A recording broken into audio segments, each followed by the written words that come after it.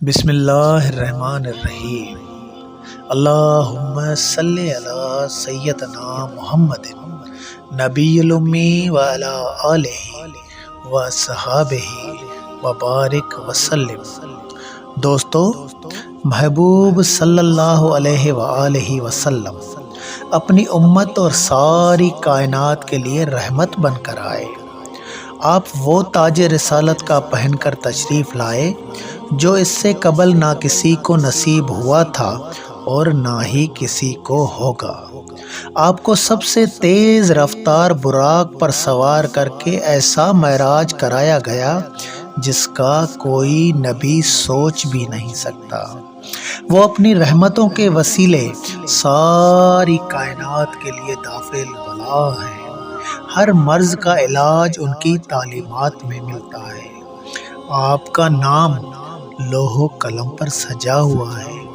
بڑے بلند مرتبہ مقام شفاعت پہ آپ کو فائز کیا گیا ہے۔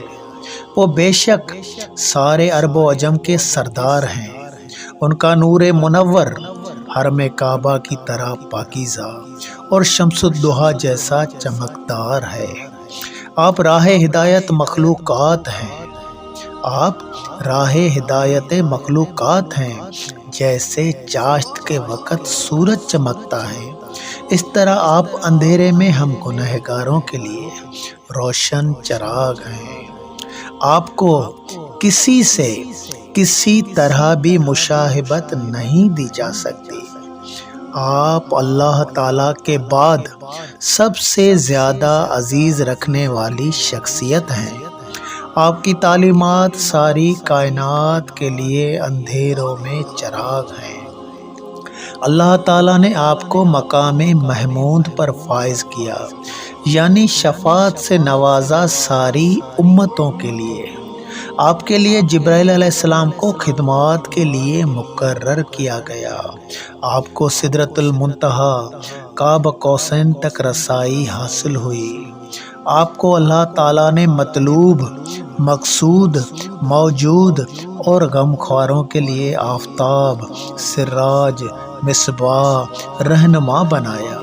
آپ اللہ تعالیٰ کے نور سے پیدا ہونے والی سب سے زیادہ حسین و جمیل مخلوق ہیں۔ ہمارے دلوں کا چین اور راحت ہیں۔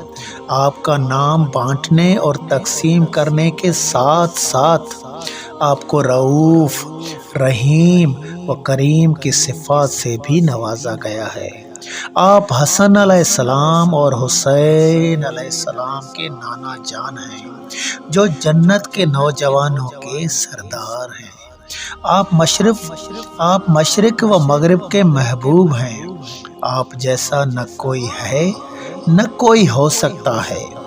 آپ خاتم الانبیاء صلی اللہ علیہ وآلہ وسلم ہیں۔ آپ پہ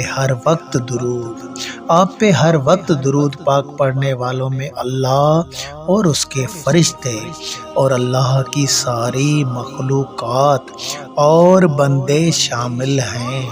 اللہم صلی علی سیدنا محمد نبی الامی وعلی آلہ وصحابہ وبارک وسلم۔